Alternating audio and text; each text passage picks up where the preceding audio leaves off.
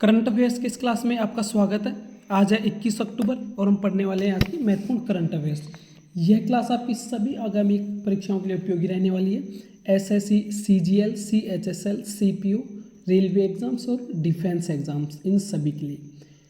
आज की इस क्लास का पहला प्रश्न है, हाल ही में किस देश में नो किंग नामक विशाल विरोध प्रदर्शन हुआ जिसमें लगभग 70 लाख लोग शामिल हुए? विकल्प है अमेरिका, जापान, थाईलैंड और कंबोडिया।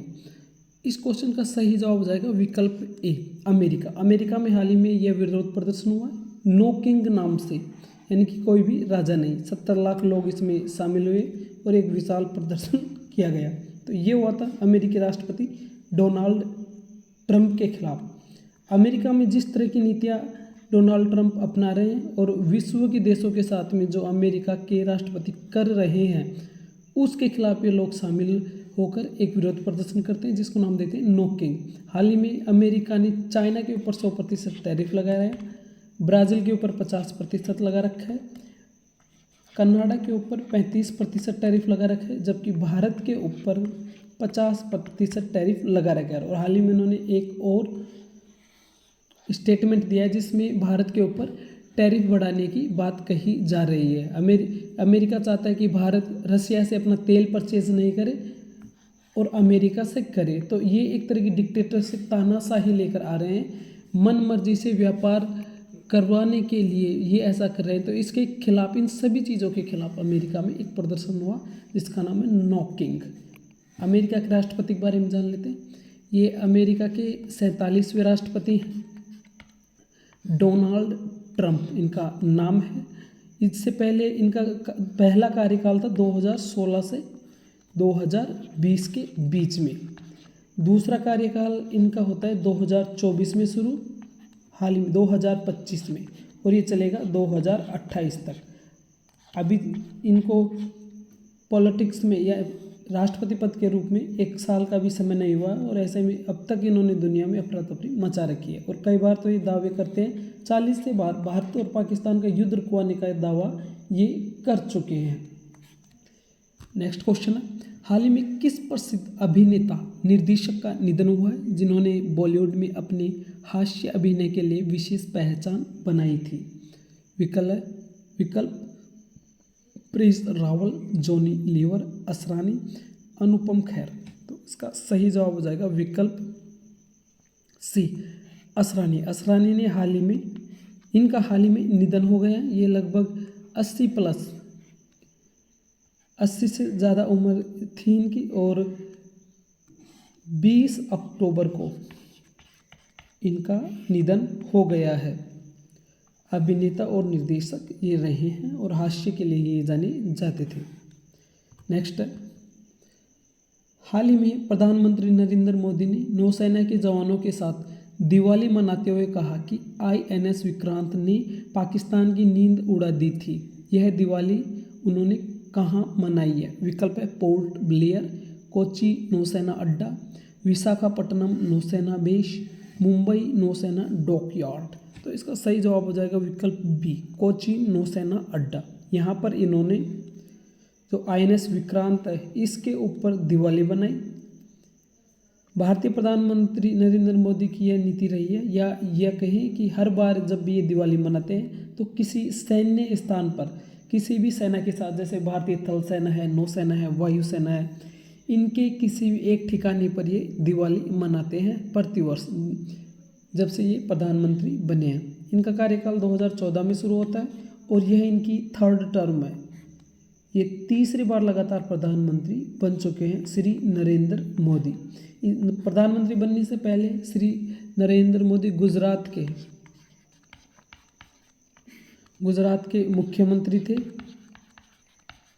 फिर वहाँ से पार्टी ने इनको टिकट दिया और ये इलेक्शंस में लड़े और 2014 में ये देश के प्रधानमंत्री बने।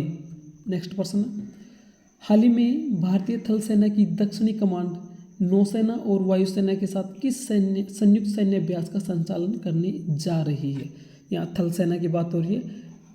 जो दक्षिणी कमांड नौसेना और वायुसेना के साथ मिलकर कौन सा युद्ध अभ्यास कर रहे हैं संयुक्त रूप से? विकल्प है गरुड़ शक्ति, सूर्य किरण, त्रिशूल, युद्धाभ्यास। ये इसका सही जवाब हो जाएगा त्रिशूल। त्रिशूल इन तीनों सेनाओं के साथ मिलकर भारतीय थल सेना इसका अभ्यास कर रही है।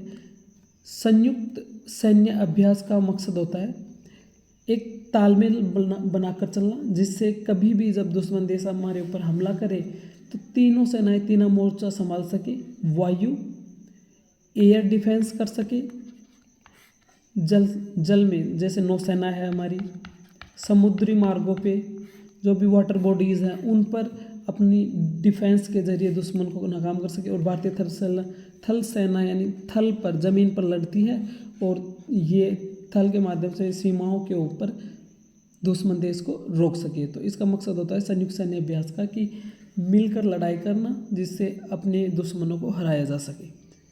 नेक्स्ट क्वेश्चन है, हाल ही में किस भारतीय अंतरिक्ष यान ने पहली बार चंद्रमा के वायुमंडल में सौर तूफानों की गतिविधि के प्रमाण दर्ज किए हैं? विकल्प है मंगलयान, आदित्य L1, चंद्रयान 2, चंद्रयान 3। तो इसका सही जवाब हो जाएगा विकल्प सी, चंद्रयान 2।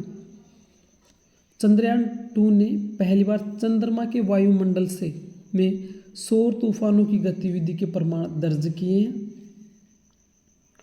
भारत के द्वारा चंद्रयान 3 लॉन्च करने की तैयारी की जा रही है और इसके माध्यम से भारत अपना पहला अंतरिक्ष यात्री स्वयं अपने ही यान के द्वारा भेजने का प्रयास करेगा और इसका आकलन 2026 तक इसको लॉन्च किया जा सकता है। इसके अलावा मंगलयान भारत ने जब भेजा था तो पहले ही प्रयास में एलाइट ग्रुप में शामिल हो गया था। पहले ही प्रयास में मंगल पर अपना यान भेजने में भारत कामयाब रहा था।